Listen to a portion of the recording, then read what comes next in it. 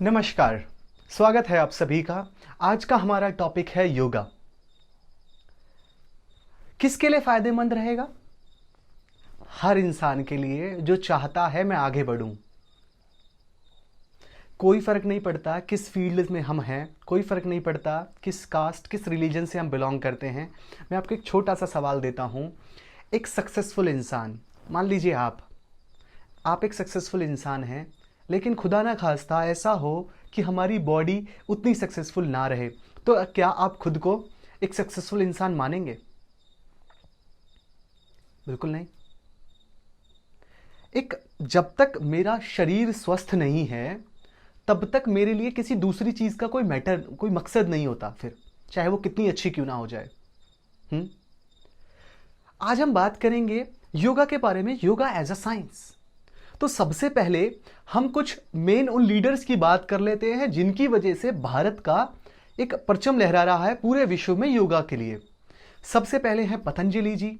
उसके बाद जो हम मानते हैं लॉर्ड शिवा की दी गई 108 मेडिटेशन टेक्निक्स, जो मानती हैं कि हर इंसान को अपना मेडिटेशन खुद ढूंढना पड़ता है। ठीक है। और नेक्स्ट हम बात कर लेते हैं आयुर्वेद। ठीक है। इन तीनों फिलॉसफीज में, इन तीनों स्कूल्स में योगा के से जहां कहीं ना कहीं ये जुड़े हुए हैं, हमारी हेल्थ से जुड़े हुए हैं कहीं ना कहीं, इन तीनों स्कूल्स का ना एक मेन एस्पेक्ट है। जैसे पतंजलि जी की बात करें तो पूरी बॉडी, उन टेक्निक्स की बात करें, माइंडफुल टेक्निक्स की बात करें, 108 टेक्निक्स की बात करें तो माइंड। ठीक है। और अगर हम आयुर्वेदा की बात करें तो हमारा पेट सबसे ज्यादा इंपॉर्टेंट है। ठीक है। वाघभट्ट जी के अकॉर्डिंग, जो आयुर्वेदा के मुख्य गुरुओं में से एक हैं। अब हम बात करते हैं आज की साइंस। उनके अकॉर्डिंग हमारा ब्रेन सबसे ज्यादा इंपॉर्टेंट हिस्सा है। बट अगर आप ट्रुथ देखें, दैट इज इन सबका मिक्सचर, इन सबका मिक्सचर है, जो कहीं ना कहीं इन सबका जो मिक्सचर होगा, that is harmony, that is what we need today. हम एक भी चीज को इग्नोर नहीं कर सकते। लेकिन होता क्या है, जब हम सिर्फ ब्रेन को अपना इतना इतना इंपॉर्टेंट मान लेते हैं, उसको मानने की जरूरत भी है भाई। देखें आज के हिसाब से तो अगर किसी को कोई जॉब मिलेगी, जो कि बहुत जरूरत है हर इंसान के लिए, तो सिर्फ हमारे इंफॉर्मेशन के बेसिस पर, इंफॉर्मेशन को इतना प्रायोरिटी रख देना और बॉडी को बिल्कुल इग्नोर कर देने की वजह से एक चीज हुई, एक लॉस हुआ है, एक साइकोलॉजिकल और एक फिजिकल हमने पे किया है कुछ प्राइस। क्या? 1960 में डिप्रेशन की एवरेज एज थी 30, और अब आज के दिन में डिप्रेशन की एवरेज एज है 13 to 14 ईयर्स। आप यकीन कर सकते हैं, एक छोटा बच्चा आज आपको बोले डिप्रेशन है और डॉक्टर के पास जाना है, it's not a big news, कोई बड़ी बात नहीं है, हो सकता है। आज मैं आपको बताऊंगा एक रिसर्च जो करी है माइकल बाबिएक ने। क्या किया है रिसर्च में माइकल बाबिएक ने, कि उन्होंने 156 पेशेंट्स लिए। 156 पेशेंट्स वो जो सफर कर रहे थे डिप्रेशन, कहीं ना कहीं PTSD, post traumatic stress disorder से। ठीक है। और किसी भी, अभी हम मान लेते हैं वो इंसान जो स्वस्थ नहीं मानता, परेशान है मेंटल लेवल पर किसी भी वजह से। ठीक है। हम उनको सारी अभी डिप्रेशन और इन सबको समझने की बजाय, वो इंसान जो मेंटली किसी ना किसी तरीके से परेशान है, वो 156 पेशेंट्स लिए गए। उनको 3 ग्रुप्स में डिवाइड किया गया। 3 ग्रुप में से जो फर्स्ट ग्रुप था उसका इलाज हुआ मेडिकेशन, दवाइयां प्लस एक्सरसाइज। सेकेंड, सिर्फ मेडिकेशन, सिर्फ दवाइयां दी गई, एंटी डिप्रेसेंट्स दिए गए जो हमारे माइंड के लेवल को थोड़ा ऊपर कर दे, हमारे ब्रेन में वो केमिकल्स सीक्रेट करवाएं जिसकी वजह से हम थोड़ा हैप्पी फील करें। थर्ड, सिर्फ एक्सरसाइज। देखिए, कराया गया 156 पेशेंट्स को लेकर, रिजल्ट्स रहा कि 60 to 70% लोगों में लोग ग्रो कर गए, वो इंप्रूव हो गए। ठीक है, 3 से 4 महीने के बाद। अब बात करते हैं एक इंपॉर्टेंट रेट की, that is relapse rate. Relapse rate क्या होता है? देखिए, जिस भी इंसान को डिप्रेशन होता है ना, वो ज्यादा प्रोन है दोबारा डिप्रेशन होने के। समझ रहे हैं? वो क्यों होता है वो हम कभी और बात करेंगे। एक न्यूरल चैनल्स बन जाते हैं जिसकी वजह से वो इंसान ज्यादा खतरे में है, उसको दोबारा डिप्रेशन हो जाता है अगर एक बार किसी को हो गया है। ठीक है, वो हम बाद में बात करेंगे और ज्यादा डिटेल में कभी। अभी हम फिलहाल बात करते हैं रिलैप्स रेट रहा कितना। जो इंसान मेडिकेशन और एक्सरसाइज पर थे, जो मेडिकेशन और सिर्फ एक्सरसाइज में से थे, उनमें से सिर्फ मेडिकेशन वालों का रिलैप्स रेट रहा सबसे हाई 38%। सोच सकते हैं 38% जो लोग सही हुए वो दोबारा डिप्रेशन के शिकार बने। 31% जिनका मेडिकेशन और एक्सरसाइज दोनों का जिनका इलाज किया गया था एंड एक्सरसाइज का सिर्फ 9%। कितनी एक्सरसाइज करी थी उन्होंने? 3 times in a week for 30 minutes. और किसको बीट करा? स्ट्रॉन्गेस्ट एंटी डिप्रेसेंट्स को। So you can understand the value of exercise.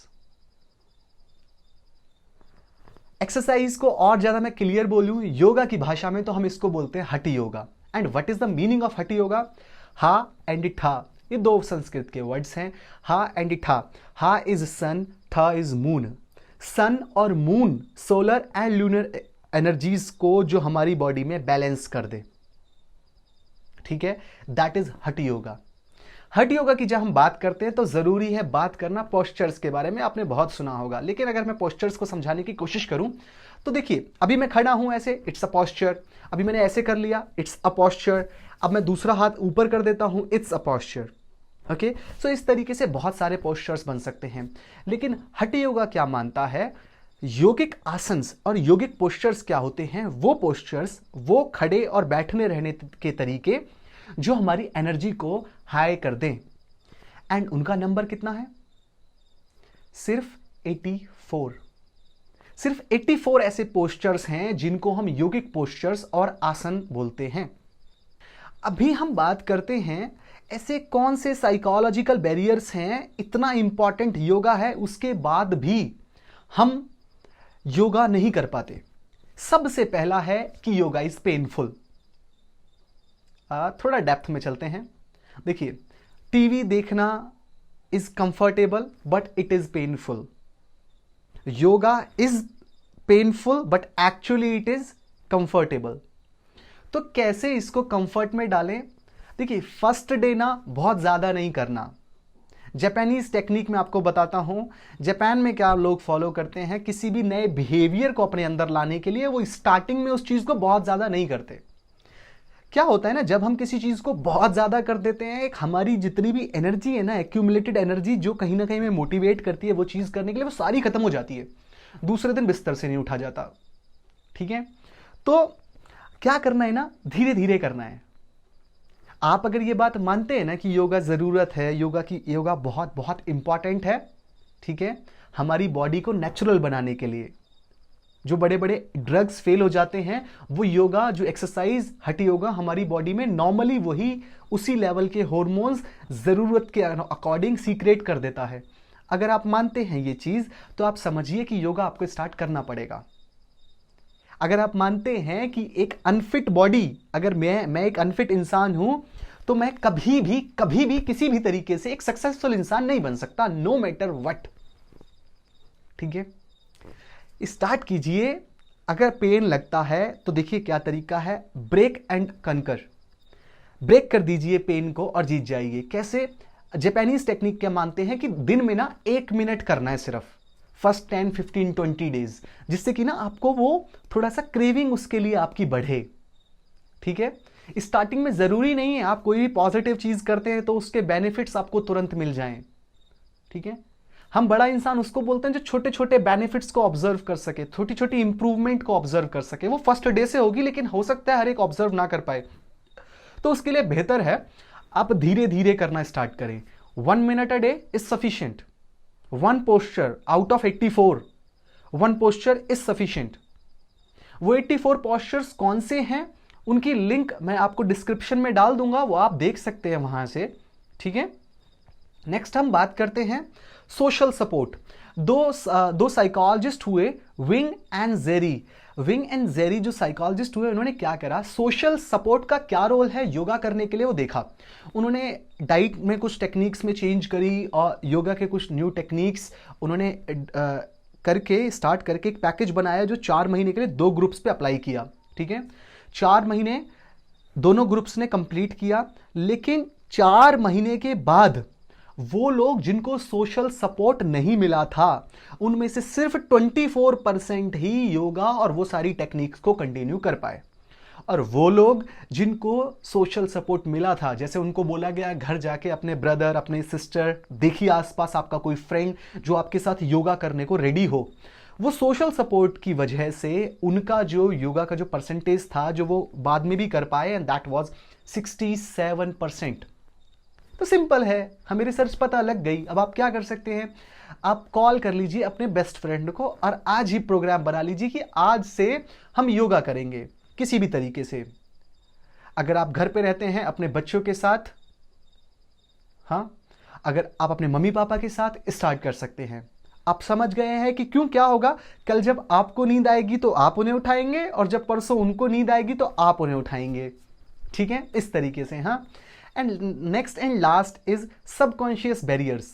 देखिए क्या होता है, हमने लास्ट वीडियो में भी बात करी थी कि ना कहीं हमारा दिमाग ना मानता है कि I am not worthy of happiness. देखिए, अगर मैं आपको कोई चीज कह रहा हूं, सिर्फ मेरे कहने से नहीं, आप खुद भी ये बात महसूस करते होंगे और उन सब लोगों के उदाहरण से जो मैंने आज आपको दिए, आप अगर ये बात मानते हैं कि योगा जरूरी है फिर भी नहीं कर रहे, हाँ, इट ओनली मीन्स कहीं ना कहीं सबकॉन्शियस एक आवाज है कि मत कर। ओके, क्यों मत कर, क्यों, कहीं ना कहीं अंदर एक डीप थॉट है जो कहता है कि मैं खुश होने लायक नहीं हूं। आप कह रहे हैं यार आशीष कैसी बात कर रहा है, ऐसा कौन इंसान है जो मानता है मैं खुश होने लायक नहीं हूं। वो इंसान सबकॉन्शियसली मानता है कि मैं खुश होने लायक नहीं हूं, जो बाहर वो नहीं कर रहा, जो उसे खुशी करे, जो उसे खुश और ज्यादा खुश कर दे। कहने का मतलब फिलहाल हम शॉर्ट में बस इतना समझ लें कि ना सबकॉन्शियस माइंड बड़ा चालाक है। आपको बाहर कहीं ना कहीं किसी भी लेवल पे जब अनसक्सेस मिलती है ना, तो कहीं ना कहीं हम पता है क्या डिसाइड कर लेते हैं अपने अंदर कि मैं ना हैप्पीनेस डिजर्व नहीं करता। अगर मुझे किसी भी इंसान ने मुझे डिच कर दिया तो हम मानेंगे आई एम नॉट वर्दी, मैं लायक नहीं हूं उस चीज के। ठीक है, फिर वहां हमें क्या करता है, हमारा सबकॉन्शियस माइंड ना बाहर की चीजों को भी बदल देता है। अभी बाहर से एक थॉट उठ रहा है, अंदर I am not worthy of happiness. बाहर अगर मैं योगा करूंगा तो कहीं ना कहीं होगा कि मैं हैप्पीनेस क्रिएट कर रहा हूं, but this is not what mind loves. Inconsistency mind को पसंद ही नहीं है। आप इसके लिए साइकोलॉजिकल बैरियर्स वाली सीरीज जरूर देखें। साइकोलॉजिकल बैरियर आपको वो सीरीज हर उस अपने लक्ष्य में, जैसे अभी हमारा योगा लक्ष्य है तो आपको वहां हेल्प करेगा साइकोलॉजिकल बैरियर सीरीज। जब आपने करना शुरू करा तो आपको ये हैप्पी कर रहा है, ठीक है, लेकिन अंदर है कि I am not worthy of happiness, तो आप इसको झुका देंगे। एंड फिर this is what mind loves, consistency. देख रहे हैं आप वो प्रोसेस कैसे हो रहा है, लास्ट वाला जो हमने डिस्कस किया था साइकोलॉजिकल बैरियर सीरीज में। तो मैं आपसे आज सिर्फ इतनी ही बात करूंगा कि अगर आप सच में एक सक्सेसफुल इंसान बनना चाहते हैं तो आपको अपनी बॉडी को बहुत इंपॉर्टेंट रोल पर रखना होगा, इसको प्रायोरिटी देनी होगी। आज के लिए बस इतना ही। Thank you. आपको ये वीडियो कैसा लगा जरूर कमेंट बॉक्स में लिखकर बताएं। आपका कोई भी सवाल योगा से रिलेटेड हो तो आप कमेंट बॉक्स में लिख सकते हैं। I will try my very best to help you. Thank you so much.